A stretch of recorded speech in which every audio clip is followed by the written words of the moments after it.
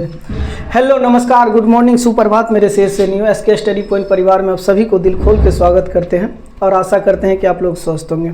आप देख रहे होंगे बोर्ड पे कि कार्ल मार्क्स के बारे में जितना भी इसका डेट है वो सबके बारे में हम चर्चा करेंगे। तो चर्चा करने से पहले उसको एक बार एक एनर्जी भरी लाइन होना चाहिए जो वीडियो के लास्ट तक आपको ऊर्जावान बना के रखे।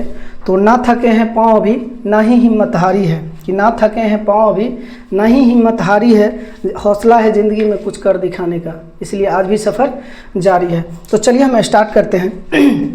सबसे पहले जानना है कि कार्ल मार्क्स क्या है। कार्ल मार्क्स जो था, उनका जो जन्म हुआ था वो 5 मई 1818 ईस्वी में हुआ था। कहाँ हुआ था? जर्मनी के राइन प्रांत में। अगर नगर का बात किया जाए तो टियर नगर। कहाँ का? टियर नगर। और अगले बात मैं बता दूं कि ये साम्यवाद का जनक भी कहा जाता है। साम्यवाद का इनको जनक भी कहा जाता है, साम्यवाद का जनक भी कहा जाता है। इनके जो पिता थे क्या थे? इनके पिता का क्या नाम था? Heinrich Marx. क्या था नाम? Heinrich Marx. हेनरिक मार्क्स क्या था? Heinrich Marx. ये जो बचपन से था इन्होंने यहूदी धर्म ग्रहण किया था। फिर बाद में इन्होंने क्या करता है कि 1824 ईस्वी में ये ईसाई धर्म का ग्रहण कर लेते हैं। कौन सा धर्म ग्रहण कर लेते हैं? ईसाई धर्म। मैंने क्या बताया कि कार्ल मार्क्स जो जन्म से यहूदी धर्म से बिलोंग कर रहा था, फिर 1824 में इन्होंने कौन सा धर्म ग्रहण कर लेता है? ईसाई धर्म। और साम्यवाद का जनक माना जाता है, साम्यवाद का जनक माना जाता है। और 1836 में हुआ था, इन्होंने शिक्षा ग्रहण की थी बर्लिन और बोन विश्वविद्यालय में। बर्लिन और बोन विश्वविद्यालय में। कौन सा विश्वविद्यालय में इन्होंने शिक्षा ग्रहण कर ली थी? बर्लिन और बोन विश्वविद्यालय में। 1836 का ईस्वी याद रखना है। और 1843 का जो ईस्वी है इसको भी आपको याद रखना है। इनका शादी हो जाता है। इनका जो एक बचपन का मित्र होती है, क्या होता है? बचपन का मित्र, जिनका नाम क्या था? जैनी। क्या नाम था? जैनी। जैनी से इनका शादी हो जाता है। 1844 में ये क्या करते हैं कि घर छोड़ के चले जाते हैं। घर छोड़ के चले जाने के बाद फ्रेडरिक एंगल से इनकी मुलाकात होती है। किन से होता है? फ्रेडरिक एंगल से इनकी मुलाकात होती है। फ्रेडरिक एंगल से इनकी मुलाकात होती है। और फ्रेडरिक एंगल्स के बातों से ये बहुत प्रभावित होते हैं। आपने समझ गया कि 1844 का ईस्वी क्या था। 1848 में इन्होंने क्या करता है? एक पत्र जारी करता है जिसका नाम क्या होता है? साम्यवादी घोषणा पत्र। साम्यवादी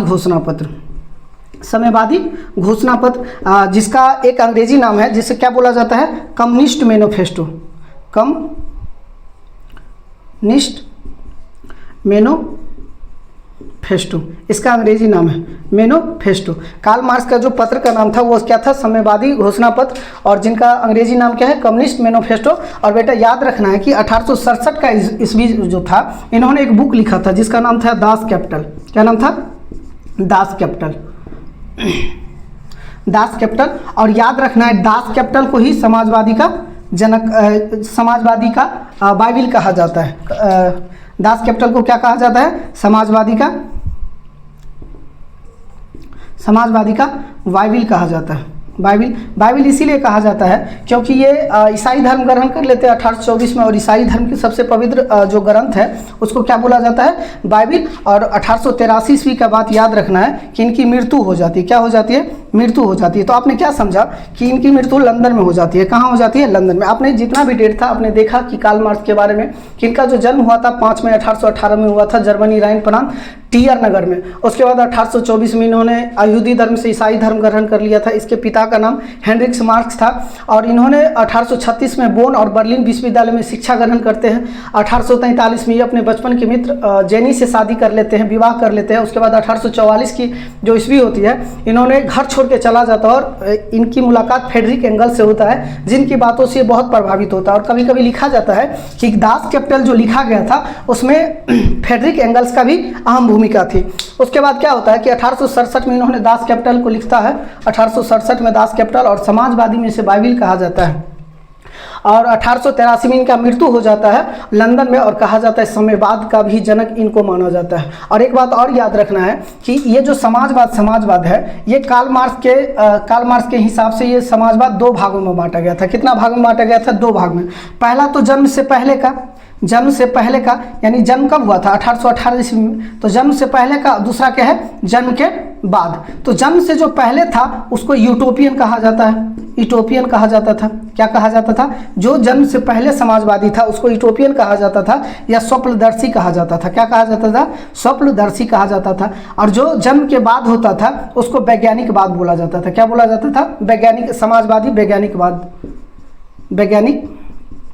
वैज्ञानिकवाद कहा जाता था। तो याद रखना है बेटा कि ये जो जन्म से पहले का जो समाजवादी था उसको क्या बोला जाता है, यूटोपियन या स्वप्नदर्शी। और प्रथम जो यूटोपियन था वो सेंट साइमन था। और जन्म के बाद को क्या कहा जाता है, वैज्ञानिक समाजवाद। इसीलिए कहा जाता है वैज्ञानिक समाजवाद का जनक कार्ल मार्क्स को कहा जाता है। और एक इन्होंने नारा दिया था कि दुनिया का मजदूर एक हो। इसने एक नारा दिया था, दुनिया का मजदूर एक हो, तुम्हारे पास खोने के अलावा कुछ नहीं सिवाय एक जंजीर का। जिस तरह उस समय से चला आ रहा था जर्मनी में या रूसी क्रांति में या फ्रांस की क्रांति में मजदूरों के साथ अत्याचार हो रहा था, इसी के मामले में इन्होंने कहा था। और याद रखना है जब आ ही गया मजदूर तो 1 मई को हम लोग मजदूर दिवस मनाते हैं। 1890 ईस्वी से ये स्टार्ट होता है, जब अमेरिका में एक घटना होती है जो हम अगले वीडियो में चर्चा करेंगे। अगर इसी तरह का वीडियो आपको देखना है तो मेरे चैनल SK स्टडी पॉइंट परिवार को ज़रूर सदस्य बने और वीडियो को ज़्यादा से ज़्यादा शेयर करें और लाइक भी करें।